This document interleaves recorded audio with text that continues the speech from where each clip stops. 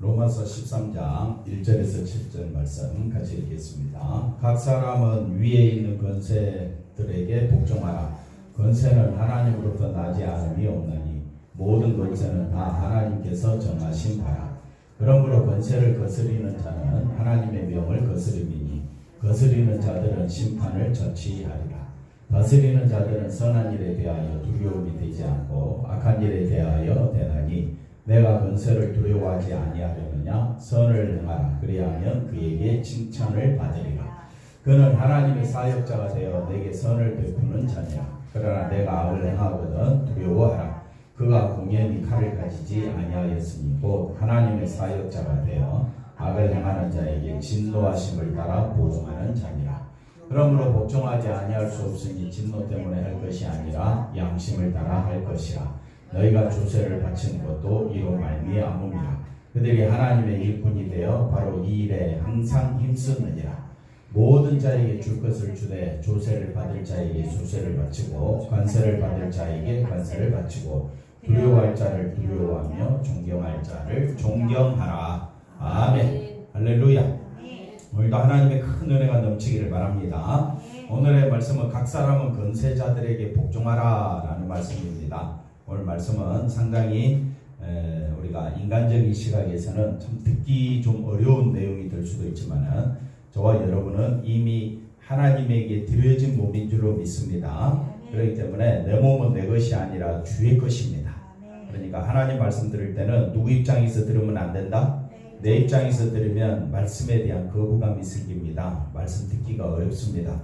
그러나 하나님 말씀은 주의 말씀이고 우리가 주의 것이라면 한번 따라합시다. 우리는 주의 지체입니다.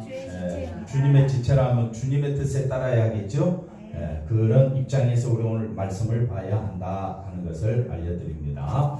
자, 먼저 우리가 로마서 우리가 지금 12장 이제 13장 오늘 들어왔는데 11장에 와서 우리가 알아야 될 것은 어디에 가라? 하나님의 인자하심에 가라. 오늘 권세자들에게 복종하라 하면서 대조되어 나타나는 말은 뭐냐면요, 이것은 하나님이 세우신 것이다. 하나님의 뜻이다. 그걸 계속 강조하고 있거든요. 그래서 우리가 하나님의 뜻을 알려면 어디에 가라? 하나님의 인자하심에 가라. 하나님의 인자하심, 하나님의 사랑, 하나님의 사랑에 가라. 그래서 오늘 말씀을 볼 때에 한번 따라합시다. 핍박하는 자. 자, 저를 보세요. 첫 번째 누가 등장하는 자? 핍박하는 자가 등장해요. 두 번째 누가 등장하느냐? 원수가 등장해요. 세 번째 권세자들이 등장해요. 그 다음에 네 번째는 내 이웃을 내 몸같이 사랑하라. 이게 이제 다음 주 배울 말씀인데 어느 게 쉽겠어요? 한번 보세요. 박해하는 자를 축복하는 게 쉽겠어요? 원수를 줄이고 목마른 원수를 먹이고 입히는 게 쉽겠어요? 권세자들에게 순종하는 게 쉽겠어요? 아니면 이웃을 어떻게 사랑하라? 내 몸같이 사랑하라. 내 몸같이라는 말은 무슨 뜻이에요? 이웃을 내 몸같이 사랑하라. 이 말은 우리가 내 몸 생각해 보세요. 손가락 사랑하는데, 눈 사랑하는데, 발 사랑하는데 조건이 있어요, 없어요? 조건 없어요. 그러니까 이웃을 내 몸같이 사랑하라는 말 속에는 조건이 있다, 없다? 조건 없이 사랑하라. 그러면 제가 지금 네 가지를 이야기했는데 네 가지 다 할 수 있겠어요? 못하지요. 근데 하나님 왜 이렇게 네 가지를 우리에게 명령하고 있을까요? 우리가 뭘 깨달으면, 인자하심을 깨닫게 되면 우리는 이것은 당연히 해야 될 일이다. 그래서 다시 한번 더 보십시다. 저와 여러분은 하나님의 인자하심, 하나님의 긍휼하심, 하나님의 사랑하심을 알고 나면 박해하는 자를 막을 수 있고 축복할 수 있고 원수에게 마시고 먹일 수가 있고 그 다음에 권세자들에게 복종할 수가 있고 그 다음에 이웃을 내 몸같이 사랑할 수가 있다. 그래서 말씀을 들을 때는 내 입장에서 들으면 안 된다. 항상 하나님의 입장에서 말씀을 보라. 누구 입장에서 보라? 하나님의 입장에서. 그래서 하나님은 저와 여러분은 죄인이었잖아요. 심판받아 마땅한 자잖아요. 하나님과 원수된 우리들을 너무너무 사랑하셔서 누구를 보내주셨습니까? 독생자 예수님을 보내주신 것이 하나님의 사랑이다.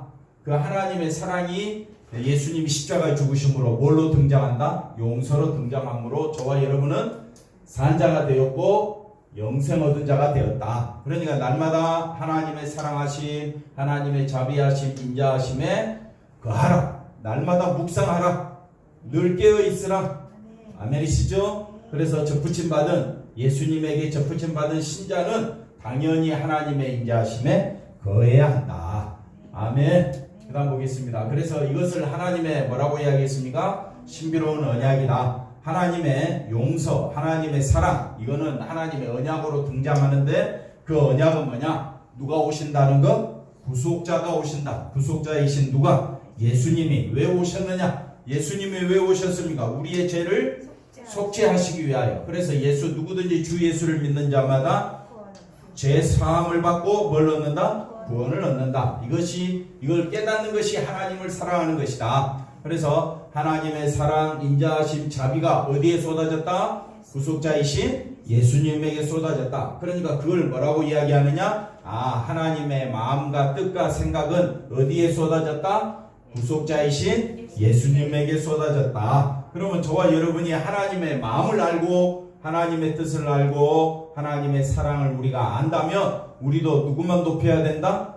예수님의 십자가만 높이는 자가 되어야 한다. 그걸 생각하면 오늘 말씀이 이해가 됩니다. 박해하는 자를 축복하고 이렇게 하나님의 언약과 하나님의 마음을 알게 되면 원래 박해했던 자가 누구였냐? 우리가 박해의 자였잖아. 하나님과 원수였던 자잖아요. 우리 조금만 힘만 가지면 어떻게 해요? 남을 못 살게 굴었던 그게 바로 우리예요. 그런 우리들을 하나님은 어떻게 하느냐? 박해하는 자를 마라, 축복하라, 원수들을 먹이고 입히라. 그 다음에 또 건세자들에게 마라, 건세자들에게 복종하라. 그러니까 내 생각으로는 복종이 돼요, 안 돼요? 안 되지요. 안 되는데 저와 여러분은 이 하나님의 언약을, 하나님의 사랑을 알게 되면, 그래서 제일 중요한 게 뭐냐? 하나님의 언약과 하나님을 사랑을 알고 세상을 보면 세상은 하나님의 언약과 사랑을 전달하는 도구로 내가 쓰임받는다.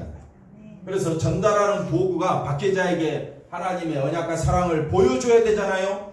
원수에게 하나님의 언약과 사랑을 보여줘야 되잖아요. 건세자들에게 뭘 보여줘야 돼요? 하나님의 언약과 사랑을 보여줘야 하기 때문에 순종해야 됩니다. 그러니까 오늘 우리가 세상 이 돌아가는 것을 보면서 속에 불만을 품고 보면 그 하나님 말씀이 들어온다, 안 들어온다? 안 들어와. 귓구멍에 들어온다, 안 들어온다? 안 들어온다. 속이에 병이 있기가 되지만은 하나님의 언약과 사랑을 깊이 깨닫게 되면 누구에게라도 박해하는 자라도, 내 원수 같은 자라도, 심지어 나를 핍박하고 나를 힘들게 하는 권세자들에게도. 그러니까 바울은 네로 황제나 그 얼마나 믿는 사람들을 박해 있습니까? 그러나 그들을 위하여 순종하라고 이야기했을 때 말이 안 되는 이야기인데 뭘 깨닫게 되면, 하나님의 사랑과 언약을 깨닫게 되면 우리는 순종하지 않을 수가 없게 된다. 이걸 알게 됩니다. 우리 에베소 3장 1절 다시 보십시다. 뭘 깨달아야 된다? 예수의 일. 이게 하나님의 언약과 사랑이 다 어디에 쏟아졌다고요? 예수님에게. 그 예수님의 일이 하나님의 은혜의 병륜이죠. 그래서 하나님의 은혜의 병륜. 은혜가 뭐냐? 3절에 보십시다. 이것이 계시요 비밀이요 그리스도 비밀이죠. 5절에 보니까 성령으로 다 알게 되고, 6절에 보십시다. 다 알지요? 그래서 은혜가 뭐냐? 예수 안에서 함께 뭐가 되고, 상속자가 되고, 함께 지체가 되고, 함께 약속의 참여. 이것이 보십시오. 예수 안에서 원수도 들어와야 돼. 내 원수, 나를 박해하는 자, 나를 괴롭히는 건세자들, 참으로 사랑할 수 없는 내 이웃들, 그런 자들도 어디에? 예수 안에서 뭐가 돼야 된다? 함께 상속자가 되고, 함께 지체가 되고, 함께 약속에 참여하는 것은 하나님이 하시는 일이다. 그러면 내가 여기에 속한 자가 되었으면, 속한 자가 되었다 한다면 하나님께서 왜 나를 여기에 속하게 하셨느냐? 내 자녀들에게, 내 이웃에게, 내 성도들에게 같이 보여주라는 거였죠. 그래서 7절에 뭐라고 이야기합니까? 이 복음을 위하여 그의 능력이 역사하는 대로 내게 주신 하나님의 은혜의 선물을 따라 내가 뭐가 되었다? 일꾼. 일꾼은 뭐만 드러내면 돼? 은혜만 드러내면 돼. 원수에게 뭘 드러내라고요? 예? 은혜만 드러내면 돼. 원수에게 뭘 드러내라? 하나님의 은혜. 예, 은혜 세 가지 기억나십니까? 에베소서 2장에 나오는 은혜. 은혜 첫 번째, 내가 하나님의 그 긍휼하신 그 큰 사랑을 입은 것이 은혜라고 했지요. 그래서 내가 죽은 자가 아니라 허물과 죄로 죽은 자가 아니라 산 자가 되었고, 그 다음에 또 내가 하늘 보좌에 안침받은 것이 은혜잖아요. 이런 놀라운 은혜를 받았으니까 이걸 전하는 자가, 이걸 내가 드러내는 자가 일꾼이잖아요. 어디에게? 누구에게? 나를 박해하는 자에게, 그 다음에 나를 나에게 원수 같은 자에게, 또는 권세자들이 힘 갖고 막 몰아붙이고 우리를 못살게 할 때에 그 권세자들도 하나님의 은혜를 입게 된다면, 하나님의 은혜를 입게 된다면 그것이 하나님이 하시는 일이 아니겠느냐. 그래서 사랑은 율법의 완성이다. 그래서 사랑이 뭐냐? 이 은혜를 드러내는 것이다. 은혜를 드러내는 것이 진짜 이웃을 내 몸같이 사랑하는 것이다. 자, 이걸 보시고 이제 우리가 오늘 말씀 상당히 조금 힘든 말씀이 되겠지만은, 우리가 내 입장에서 말씀을 보지 말고 은혜 입장에서, 항상 하나님의 입장에서 말씀을 보십시다. 자, 한번 따라합시다. 세상의 역사관과 기독교의 역사관이 있습니다. 그래서 이 두 가지를 저와 여러분 항상 생각해야 됩니다. 일반 역사, 세상 역사지요. 세상 역사는 언제나 누구 중심으로? 하나님의 구속사를 중심으로 그들의 역사가 흥망성쇠가 결국은 누구를 중심으로? 구속사를 중심으로 되었다는 것이 기독교의 역사관입니다. 그래서 하나님의 구속사를 완성시킬 때까지, 예수님이 십자가 죽으심을 이루시는 그때까지 세계를 어떻게 해요? 보존하여 질서가 유지되어 왔다. 그래서 예수님이 다시 오실 때까지 이 세계는 온 우주 만물을 누가 주관하신다? 하나님이 주관하십니다. 이걸 우리가 알고 우리가 생각을 해보겠습니다. 자, 그러면서 역사 속에, 기독교 역사 속, 아니 세상 역사 속에 기독교의 역사가 같이 이제 들어가면서 세속 정치가 교회를 높이 치켜 세워주고 두둔하게 되면 교회는 반드시 뭐 해진다? 부패하여지고. 왜? 정치를 힘입으면 교회는 부패하여질 염려가 있고, 반대로 세속 정치가 교회를 어떻게 하면 핍박하게 되면 신앙의 정절을 지키기 위해서 교회는 뭘 당하게 된다? 순환을 당하게 된다. 그래서 이런 역사가 되풀이되고 있습니다. 되풀이되고 있기 때문에 우리가 오늘 이 말씀을 통해서 우리가 어떻게 살아야 할 것인가, 신앙관이 뭐냐, 우리는 어떻게 세상을 바라보고 정치를 바라보고 또 사람들에게 어떻게 우리가 살아가야 될 것인가. 제일 먼저 중요한 게 하나님의 은혜를 전하는 일꾼이다. 그걸 놓치면 안 된다. 우리는 하나님의 사랑을 받은 자다. 그 하나님의 사랑을 알고 하나님의 은혜를 아는 자는 어떻게 살아야 되느냐? 우리의 시민권은 어디에 있다? 하늘에 있다. 그러니까 우리의 본향은 하늘에 있음을 알고, 예수님도 말합니다. 내 나라는 이 세상에 속한 것이 아니다. 그러니까 우리는 예수님의 지체잖아요. 항상 우리는 뭘 생각해야 되느냐? 천국 생각하며 살아가야 한다. 자, 영적 시민인 그리스도인들은 세상 국가의 일원으로서, 그러니까 이런 우리의 본질인 우리의 모습을 보고 이 땅에서 우리는 그럼 또 어떻게 살 것인가? 제가 답은 다 이야기했어요. 우리가 일꾼이다 그랬습니다. 누구의 일꾼? 하나님의 은혜의 일꾼이라 그랬습니다. 그러니까 이 세상 어떻게 살아야 돼요? 뭘 드러내라고? 하나님의 은혜를 드러내야 돼요. 크게 아멘. 뭘 드러내라고? 은혜를 드러내는 자가 예수 믿는 자예요. 근데 뭐 예수 믿는 자가 뭘 드러내? 자꾸 자기를 드러내면 국가와 뭐 하자는 거예요? 싸우자는 소리밖에 안 되는 거예요. 회사하고 어떻게 해요? 싸우자는 소리밖에 안 돼요. 친구들하고 어떻게 돼요? 은혜를 드러내야 되는데 뭘 드러내니까? 자기를 드러내면 영혼이 싸워 안 싸워? 기분 나쁘다고? 싸우고. 믿다고? 싸우고. 보기 싫다고? 어떻게 그리 잘하세요? 많이 싸우시는 분 같아. 그러니까 우리가 항상 우리 예수 믿는 사람은 뭐만 드러내자? 하나님의 은혜만 드러내는 사람이다. 네, 그걸 보고 말씀을 보십시다. 그래서 바울은 그 당시에 바울 시대에 이 권세자들은요 얼마나 교회를 핍박했는지 몰라요. 예, 그래서 예수 믿는 사람은 피를 나눠 먹는 사람이라고 어떻게 했습니까? 예수 믿는 사람 다 살인자라고. 그래서 많은 박해를 받았습니다. 그럼에도 불구하고 바울은 뭐라고 이야기하느냐? 너는 그들로 하여금 통치자들과 권세 잡은 자들에게 마음여 복종하라고 해요. 왜 복종해야 되느냐? 인간적인 생각으로는 복종이 안 되는데 뭘 드러내라고? 왜 복종하며 순종하냐? 모든 선한 일을 행하기를 마음여. 그러니까 모든 선한 일이 뭐라고 그랬습니까? 지난주에 악으로 갚지 말고 선으로 악을 이기라 그랬잖아요. 그러면 선이 뭐고 악이 뭐라 그랬습니까? 악은 누구 중심? 자기 중심. 선은 누구 중심? 예수님 중심이라 그랬잖아요. 그러니까 저와 여러분은 하나님의 은혜를 드러내는 모든 선한 일을 행하기를 마음여 준비하라. 그래서 우리가 왜 그들에게 복종하며 순종해야 되는가를 말씀해 주고 있습니다. 그래서 항상 저와 여러분은 누구를 드러내야 된다? 예수님을 드러내는 은혜의 일꾼이 되기를 바랍니다. 또 말씀 볼까요? 디모데전서 2장 1절에 보니까 그러므로 내가 첫째로 권하노니 모든 사람이 누구냐면요 임금들과 높은 지위에 있는 모든 사람이에요. 그러니까 왜 성경은 이렇게 자꾸 이런 이야기를 할까? 그런데 그들을 위하여 다 기도하라는 거예요. 간구나 기도나 도구 감사 다 기도 속에 포함되어 있습니다. 왜 기도하라고 하느냐? 이는 우리가 모든 경건과 단정함으로 고요하고 평안한 생활을 하려 함이라. 보십시오. 임금들과 높은 지위에 있는 사람들을 대항해 보십시오. 그러면 마음에 경건과 단정함으로 고요하고 평안한 생활이 되겠습니까? 마음에 부부간에도 마음이 어떻게 해요? 부부간에도 서로 기도하고 서로 아껴주고 은혜를 드러내면요 부부간에 싸울 일이 있겠습니까? 없겠습니까? 싸울 일이 없으면 편안한 생활이 되겠죠.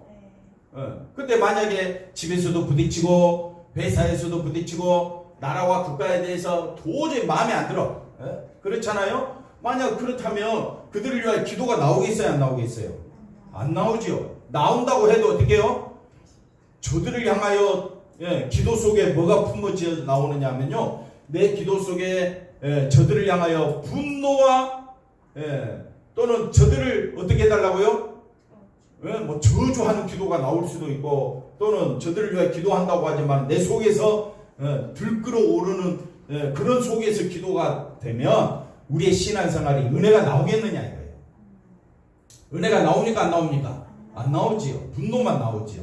그러니까 이거는 그렇게 할 필요가 없다는 거예요. 왜냐하면 세상 자체가 그런 거예요. 세상 자체는 철저히 누구 중심이다? 자기 중심이다. 그런 가운데서 예수 믿는 사람은 누구 중심으로 살도록? 예수 중심으로 살도록 하나님은 저와 여러분을 부르신 줄로 믿습니다. 자, 또 보십시다. 모든 제도, 인간의 모든 제도를 누구를 위하여? 주를 위하여 마라, 순종하라. 그러니까 참 이 말씀이 우리가 볼 때에 너무 어려운 것이 생각 자체를 자기 중심으로 말씀을 보면 된다 안 된다? 안 된다는 거예요. 철저히 누구 중심으로? 주를 위하여. 그래서 위에 있는 왕이나 심지어 그가 많은 자라도 악행하는 자를 징벌하고 선행하는 자를 포상하기 위하여 보낸 누구? 총독에게까지도 다 주를 위하여 마라, 순종하라 이렇게 말합니다. 그래서 선행으로 어리석은 자들의 무식한 말을 막으시는 것이라. 너희는 진리가 자유가 있으나 그 자유로 악을 가리는 데 쓰지 말고 오직 하나님의 종과 같이 하나님의 일꾼과 같이 저와 여러분 뭐를 드러내라고요? 은혜를 드러내는 자로 살아가라. 은혜를 드러내려고 하니까 세상 사람들은 우리를 무시하고 없인 여기고 미친 자 취급할 수도 있겠지만은 저와 여러분은 누구의 종이라고요? 하나님의 종입니다. 하나님의 일꾼입니다. 하나님을 먼저 생각하는 사람이 진짜 믿는 자다 이 말입니다. 자, 무사람을 공경하며 형제를 사랑하며 하나님을 두려워하며 왕을 존대하라. 그러니까 모든 사람을 사랑하라 이 말이죠. 사랑하려면 반드시 이웃을 어떻게 해요? 내 몸같이, 왕도 내 몸같이, 미워하는 원수도 내 몸같이, 나를 박해하는 자도 내 몸같이. 그러니까 내 몸같이라는 말은 어떤 뜻이라 했습니까? 아무 조건 없이. 그러니까 우리가 이 땅에 살아가면서 내 생각으로 살아가면 핏발했습니다. 내 생각으로 살아가면 할 말이 너무 많습니다. 그러나 우리는 하나님의 일꾼입니다. 하나님의 일꾼은 뭐만 드러내라고요? 은혜만 드러내라. 자, 그래서 건세자가 신자인 경우 또는 불신자인 경우 하나님이 세우신 성경은 뭐라고 이야기하느냐? 하나님이 세우신 사자요 일꾼이다. 그래서 이스라엘이 불신앙으로 나아갈 때 하나님은 아수르나 바벨론 또 다른 나라들을 통해서 누구를 징벌하느냐? 이스라엘을 징벌합니다. 그러니까 이스라엘이 신앙으로 나가면 이방인을 도구로 씁니까? 안 씁니까? 안 쓰잖아요. 그러면 이스라엘이 불신앙으로 나가니까 하나님은 이방인을 도구로 삼는다면 이걸 신자가 불신앙으로 나아가면 반드시 믿지 않는 자를 도구로 써서 하나님은 우리를 사업에서 실패하게 만들고 굉장히 어려움을 겪게 만드는 그런 상황 속으로도 갈 수 있다. 그러나 신자가 순종하게 되면 하나님은 이방인을 도구로 쓰는 것이 아니라 우리가 신앙으로 나가면 은혜만 드러내면 하나님은 우리가 어디 있든지. 그래서 바울이 말합니다. 나는 가난한 자가 되어도 부자가 되어도 아파도 또는 약해도 항상 나는 은혜만 증거하며 살겠다. 그런 고백이 우리에게 나오게 되면 우리는 어떤 상황, 한번 따라합시다. 어떤 상황에서도 뭐가 나온다? 감사가 나온다.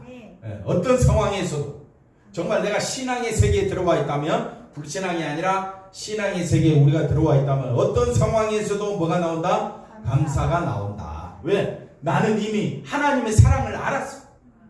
하나님의 사랑이 뭡니까? 독생자 예수 그리스도를 통하여 저와 여러분이 하나님의 사랑을 받았고, 그 다음에 제사함 받았고, 그 다음에 생명을 얻었고, 하나님 보좌에 안침받은, 나는 너무너무 축복받은 사람이야. 이 신앙의 세계를 알게 되면 하나님의 은혜가 나오고 하나님의 자비의 세계에 들어가게 되고, 한 예수 그리스도 안에서 함께 상속자가 되고 함께 지체가 되고 함께 약속에 참여한 자가 된 것이 얼마나 감사한지 몰라. 한번 따라합시다. 신앙을 알면 뭐밖에 나올 것이 없다. 이것도 설명해 줘도 또 뭐. 신앙의 세계를 알게 되면 뭐밖에 나올 것이 없어요. 감사밖에 나올 것이 없다니까요. 그 다음 보겠습니다. 그러나 물론 이방인은 그것을 안다 모른다. 자기가 하나님의 도구로 쓰고 있는지도 모르는 거예요. 단지 이스라엘을 공격을 하고 그들을 압제할 뿐이다. 그래서 그들도 결국은 뭘 피할 수 없다? 심판을 면할 수는 없는 것이다. 자, 두 번째, 건세자의 명령은 누구의 명령이다? 하나님의 명령으로 우리가 받아야 된다. 누구 입장에서 보니까? 하나님 입장에서 보라. 항상 우리가 세상을 볼 때도, 교회 생활할 때도, 또 집안에서 무슨 일을 할 때도 항상 누구 입장에서? 하나님 입장에서 보자. 내가 하나님의 사랑을 받은 것만큼 더 큰 축복은 없다. 영생을 얻은 것, 이것과 바꿀 만한 것이 없다. 나는 예수 그리스도 안에서 이 놀라운 축복을 받았으므로 모든 그리스도인들은 자기가 속한 국가와 정부에 대하여 뭐하고? 순종하고 복종함으로 누구만 드러내면 돼요? 예수님의 은혜만 드러내면 돼요. 그러면 건세자들이 우리를 핍박할까요? 아닙니다. 건세자들을 사랑하면 또 건세자들과 우리가 함께 은혜를 나누게 되면 건세자들이 변화되고, 건세자들이 자기의 건세를 가지고 뭘 드러내느냐? 결국은 하나님의 도구로 쓰임받게 되면 이것보다 더 귀한 축복이 어디 있겠습니까? 자, 그 다음 보겠습니다. 하나님의 공의로운 명령일 때는 우리가 순종할 수 있지만은 하나님 그러나 불공정한 명령일 때는 어떻게 해야 되는가? 그러니까 뭐만 드러내라고? 우리는 어떤 상황에서도 은혜만 드러내면 돼. 그래서 보십시다. 다니엘서 3장에 왕이 미쳤지요. 지금 미친 왕이 뭐라고 이야기합니까?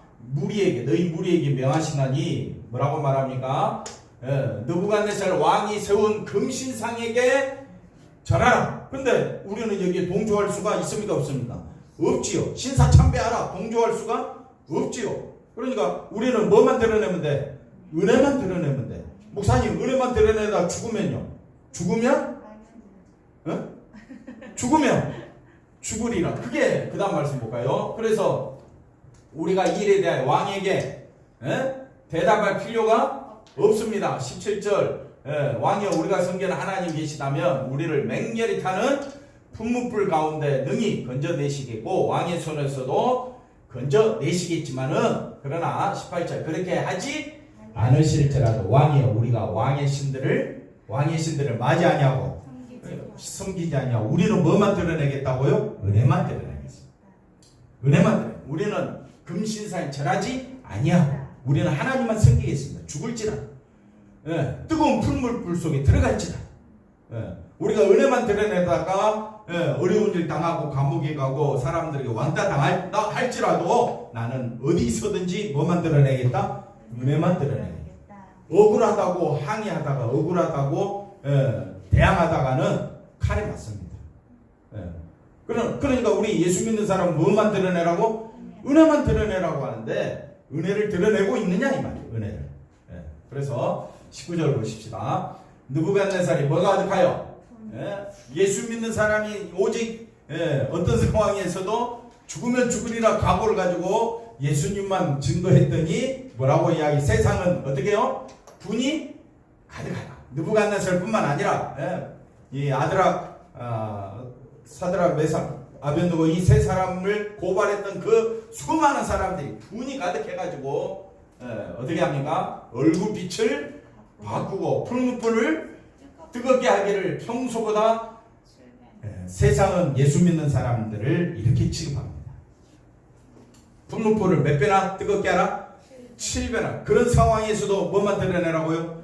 은혜만 드러내. 권사님 누구만 드러내라고요?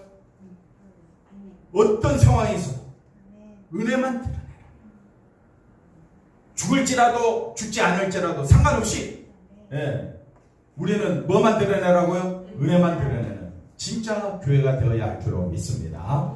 자, 이 세상에 정치 형태가 많이 있지만은 완전한 정치 형태는 있을 수가 없습니다. 그 나라의 역사와 민족의 습성에 따라 각 나라 정치가 미국 정치가 다르고 일본 정치가 다르고 한국 정치가 다르듯이 다 다릅니다.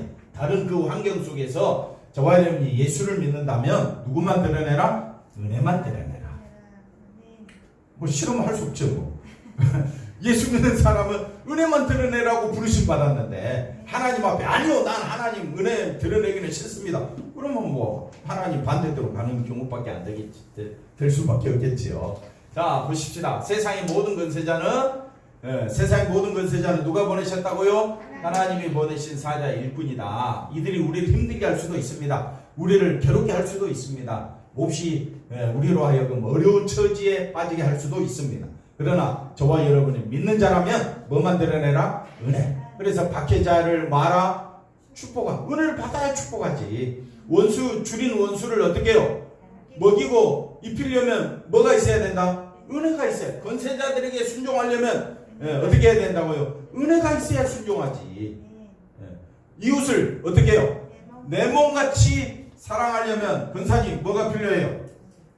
은혜가 필요하다 이 말이에요. 은혜. 내가 하나님께로부터 받은 은혜를 기억해야 우리는 순종할 수 있게 되는 줄로 믿습니다. 자, 로마 교회 안에 있는 그리스도인 중에는 이 세상 권세를 두려워하지 아니하고 존중하지 않고 오히려 무시하고 방관한 자들이 있었던 것 같다. 그러니까 권세자들을 대항하는 사람들이 많이 있었겠지요. 왜냐하면요, 자, 이스라엘 사회는요 신앙 중심입니다. 성전 중심이에요. 그게 민족이에요. 그러니까 신앙 성전을 거부하고 있는 이 로마의 권세자들을 향하여 도전하는 것이 하나님의 뜻이라고 가르쳤기 때문에 그런 사람들이 에센파라는 사람들이 있었어요. 그 사람들은 칼을 갖고 다니는 사람이에요. 그래서 로마 군인만 보면 언제 죽일까? 죽이려고 막 덤벼드는 사람이에요. 왜? 그게 하나님의 뜻이라고 생각하기 때문에. 그래, 그런 사회적 문화가 있음에도 불구하고 바울은 뭐라고 이야기하느냐? 순종하라. 복종하라. 순종하고 복종하고 뭐만 드러내라? 은혜만 드러내라. 그래서 이교도적 사회 악법과 반기독교적 또는 반교회적 악법들이 그 당시에도 많이 있었고 지금도 많이 있죠. 이 세상 단원들의 통치를 반대하고 저들의 통치를 싫어하는 것은 인간적으로 맞습니다. 똑같습니다. 그러나 우리는 인간적으로 대할 수는 없잖아요. 하나님은 바울을 통하여 건면하기를 이 세상 관원들도 하나님이 세우신 사자요 일꾼이라고 지금 말씀해 주고 있습니다. 그러니까 항상 누구 입장에서 말씀을 봐야 된다? 하나님 입장에서 말씀을 보고 세상을 보는 시각을 가져야 한다. 권세자를 세우시는 것은 결국 하나님은 누구를 위하여? 자기 백성을 위하여 하고 있다. 그러니까 신자는 우리들의 생각을 지키하게 도구로 세움받은, 예를 들어서 권세자들을 경찰로 볼 때에 단지 경찰이란 직업을 가진 사람을 볼 것이 아니라 경찰관을 보면서 하나님이 나의 악함을 막기 위하여, 징계하기 위하여 세우신 하나님의 사자로 보라는 것이다. 그래서 항상 성도들은 항상 누구 중심으로? 하나님 중심, 예수 중심으로 살아라. 그 권세자들을 볼 때마다 이걸 우리에게 말해주고 있습니다. 그럴 때 우리 악함이 있을 때 경찰을 두려워하는 것처럼 우리의 악을 징계하시는 하나님을 두려워하라, 이렇게 되는 것입니다. 자, 6절 다 같이 한번 읽어봅시다. 너희가 조세를 바치는 것도 이를 인함이라. 저희가 하나님의 일꾼이 되어 바로 이 일에 항상, 그러니까 권세자들은 항상 뭐가 있어야? 세금을 걷어야 자기들이 일할 수 있으니까 맨날 세금 걷는 일에 눈독을 들이고 있다 이 말이야. 그럼 우리는 세금 내고 싶어요, 안 내고 싶어요? 뭐 별별 세금이 너무 많아. 심지어 먹는 음식에까지도 뭐가 들어가 있어? 세금을 내야 돼. 그러니까 참, 너무너무한다. 이렇게 생각이 들지 모르지만은 세금보다 더 중요한 것이 뭐라고요? 하나님의 은혜라고요. 은혜를 생각하면 다 주라. 줄까? 달라는 대로 다 주라. 그러면 속에서 반발이 생기겠지요. 그러니까 하나님은 챙겨보는 거예요. 네가 하나님의 은혜를 생각하느냐, 돈을 더 사랑하느냐. 항상. 그래서 권세자들의 특징은요, 앞에 거 다시 보시면 항상 뭐가 관심이다? 돈. 그래서 이 일에 항상 권세자들은 항상 세움받으면 어떻게 된다고요? 어느 당이 들어서든지 항상 세금 걱정이야. 어떻게 하면 더 많이 거둘까? 이번에 정부는 얼마나 많이 거뒀는지 몰라. 대단해요. 하여튼. 자, 조세 세금이란 뭐라고 말합니까? 돈입니다. 결국 세금을 바치기 싫어한다거나 세무서 증을 싫어한다거나 세금을 속인다면 이 모두는 결국 뭘 사랑하는 결과다? 은혜보다는 돈을 사랑하는 결과가 되어버립니다. 그렇기 때문에 신자는 국가에 충성하는 차원에서 세금 바치는 것이 아니라 오직 하나님의 은혜만, 하나님만 사랑하는 마음으로 국가에 대해서 세금 내라고 드리겠습니다 하고 내는 거예요. 그 다음 보실까요? 그래서 신자는 권세 잡은 자를 두려워할 이유가 없다. 왜냐하면 그들은 하나님의 백성을 돕기 위하여 세우신 하나님의 도구에 불과하기 때문이다. 그래서 걱정하지 말라. 하나님은 저와 여러분에게 놀라운 은혜를 주시고 그 은혜를 저와 여러분이 알고 우리가 두려워할 분은 누구밖에 없다? 하나님밖에 없다. 권세를 세우시고 거두시기도 하시는 하나님이 두려움의 대상이지 세상 권세나 힘은 두려움이 될 수가 없다. 이렇게 말해주고 있습니다. 그래서 반기독교들 악법으로 다스릴 때 어떻게 해야 되는가? 아까 말했죠? 사드라 메사 아벤노고가 어찌하든지 나는 뭐만 드러내겠다? 은혜만 드러내겠다. 그래서 넘어가 볼까요? 그럼 우리는 어떻게 해야 되느냐? 이런 상황 속에서 우리가 알아야 될 거는 사람 바라보지 말고 누구만 의지하라? 하나님을 의지하라. 세상은 하나님을 의지하지 않지요. 그러나 악인도 한번 따라합시다. 악한 날에 어떻게 해요? 적당히 쓰임받기 위하여 하나님이 보내셨다. 그러니까 저들 죽이고 싶을 정도로 미운 사람들이라 할지라도 다 누구의 손에 있다는 걸 알아라? 하나님의 손에 있다는 것을 알면 되는 겁니다. 자, 같은 말씀이고요. 넘어가서 그래서 출애굽 시대에 보면 하나님은 누구를 세웠지만 모세를 세웠지만 또 누구도 세웠다? 바로 이 얼마나 싸웁니까? 그러나 결국 이걸로 통하여 유월절을 어린 양의 피로서 이스라엘을 구원해내는 일을 하게끔 만들어냅니다. 누구를 통해서? 바로왕을 통해서. 포로 시대에 다니엘가 있었지만 또 누가 있으므로? 느부갓네살이 있으므로 이 일로 인하여 다니엘과 하나님의 일을 그 하나님의 세계 역사를 보여주는 일에 쓰임받고 있죠. 로마 시대에 어떻게 바울이 하나님 앞에 쓰임받았다면 누가? 네로가 또 얼마나 믿는 사람들이 박혀 있습니다. 그런 상황 속에서도 바울은 오직 하나님의 은혜만 전했다. 그래서 악법이 판을 치고 있지만은 그 가운데서 신자가 할 일은 뭐냐? 하나님의 법을 쫓아갔다. 하나님의 은혜의 법을 쫓아갔다. 이걸 기억하셔야 됩니다. 그래서 기독교와 반대되는 그런 사회 요소들이 많이 있다 할지라도 순교를 맞이할 수도 있습니다. 왜? 우리는 뭐만 드러내면 되니까. 은혜만 드러내면 되니까. 은혜 드러내다가 순교 당할 수도 있다는 겁니다. 순교 당할 수도 있어요. 그럼 아멘하고 가는 거예요. 예. 그리고 또 살기가 편해졌다. 그럼 뭐만 또 드러내면 돼? 은혜만 드러내면 되는 거예요. 그래서 권세자들의 진노 때문이 아니라 하나님 앞에서 감당해야 될 이것이 우리의 사명이다. 누구만 드러내라? 은혜만 드러내라. 두려워할 자를 두려워하라. 예. 그래서 애굽에서 바로왕 앞에서 요셉이, 다니엘이 또는 바울이 그들을 존경하고 두려워한 것은 반드시 우리가 고통이 수반되지만은 뭐로? 선으로 악을 이기라. 그래서 선이 뭐라 그랬습니까? 예수님 중심. 악이 뭐라 그랬습니까? 자기 중심의 권세를 가진 자들 앞에서 항상 저와 여러분은 뭐로 이기라? 예수 중심으로, 하나님의 은혜 중심으로 이기라. 할렐루야.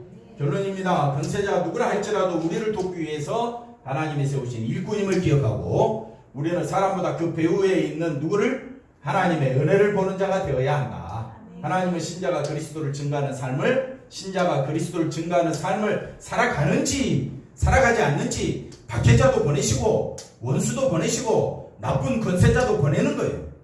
그럼 그 가운데서 우리는 은혜의 삶을 위하여 저와 여러분이 세움받았음을 기억하시기를 바랍니다. 기도하겠습니다.